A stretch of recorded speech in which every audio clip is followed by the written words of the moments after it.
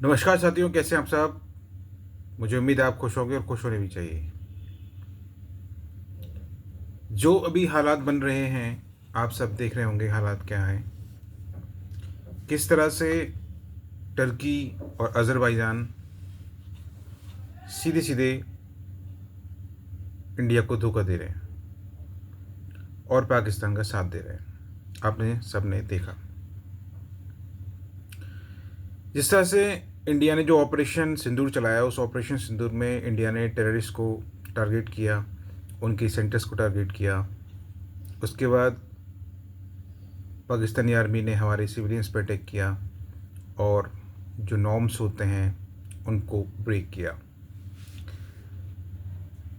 At the end हुआ क्या कि जो ड्रोन्स पाकिस्तान को प्रोवाइड किए गए थे, आपको पता ही होगा, वो टर्की ने प्रोवाइड किए थे, जिनको हमारे इंडियन आर्मी ने बहुत ही हिम्मत से अपने टेक्नोलॉजी के तहत, जो इज़राइल ने मदद की, और उस टेक्नोलॉजी से इंडिया ने उनके ड्रोन्स को, पाकिस्तान के ड्रोन्स को वहीं के वहीं ख़त्म कर दिया, डिफ्यूज़ कर दिया। अब मुद्दा ये आता है कि क्या हम सही कर रहे हैं, क्या हम इंडियंस सही कर रहे हैं, हमको इस टाइम क्या करना चाहिए। बेसिकली मैं आपको बताना चाहूँगा, हम इंडियंस को, हम भारतवासियों को यही करना चाहिए कि हम लोगों को बॉयकॉट करना चाहिए। Boycott Turkey and boycott Azerbaijan. Turkey के देश में हमारे इंडियंस जो होते हैं वो हर साल 4-4.5 लाख लोग हर साल जाते हैं वहाँ पर घूमने के लिए, उनकी इकोनॉमी को सपोर्ट करते हैं। किस तरह से? वहाँ के टूरिज्म के पर्पज़ से।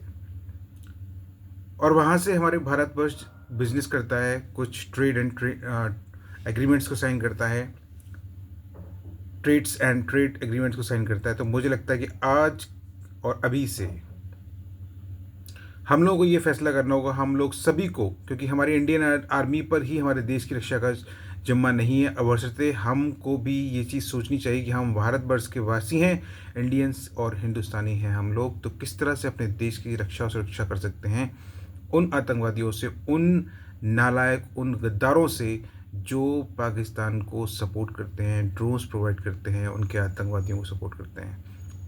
क्योंकि अगर हम डायरेक्टली इन लोगों पे पैसा खर्च करेंगे, इन लोगों के साथ ट्रेड करेंगे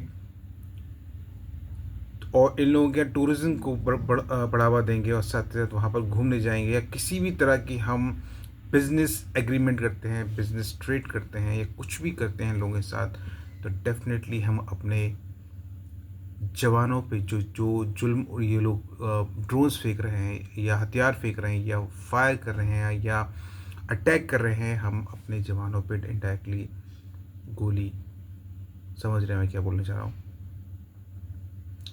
तो बिल्कुल मैं इस चीज़ का हिस्सा नहीं बनना चाहता बिल्कुल भी, और मैं चाहता हूँ कि हर उस भारतवर्ष के निवासी को, हर उस भारतीय को ये चीज़ ठान लेनी चाहिए कि जो हमारे दुश्मन का दोस्त है वो हमारा दुश्मन है, और दुश्मन को हम कभी दोस्त नहीं बनाएंगे, उसका कभी साथ नहीं देंगे, उसको नस्ते नाबूद कर देंगे।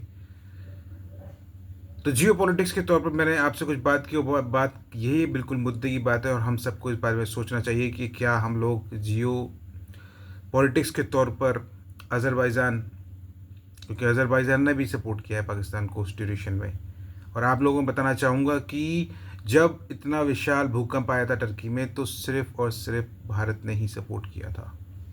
आपको पता होगा कि ऑपरेशन दोस्त जो चला था वो टर्की की सिविलियंस को मदद किया गया था। इंडियन आर्मी ने, इंडियन एयरफोर्स ने, इंडियन नेवी ने, सभी ने मिलकर भारत सरकार के अनुरूप जो रूल्स एंड नॉर्म्स बनाए गए थे उसके अनुरूप जो है टर्की के लोगों को फाइनेंशियल मदद की थी, फर्स्ट एड मदद की, मतलब कि मेडिकल मदद भी की, हर तरह से मदद प्रोवाइड की। लेकिन उसके बाद भी जब ज़रूरत पड़ी तो टर्की ने क्या किया? पाकिस्तान का साथ दिया, आतंकवादी का साथ दिया,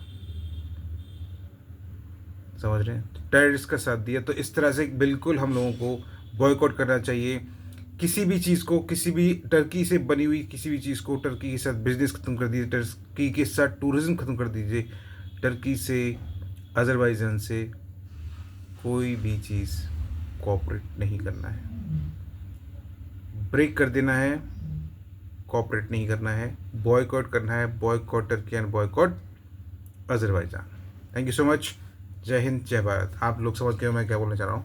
थैंक यू सो मच। खुश रहिए, मुस्कुराते रहिए, अपना काम अच्छे से करते रहिए और अपने एग्जाम की प्रिपरेशन अच्छे से करते रहिए और साथ ही साथ बिल्कुल निडर होकर, बिल्कुल अपने धैर्य मन से, अपने सस्टेनेबल मन से, सस्टेनेबल माइंड से, धैर्यता के साथ अपनी परीक्षा को पास करने की पूरी पूरी हिम्मत जताइए। सोचिए, समझिए और हर उस संभव प्रयास कीजिए जिससे आपकी परीक्षा पास हो जाए, आप पास हो जाएं।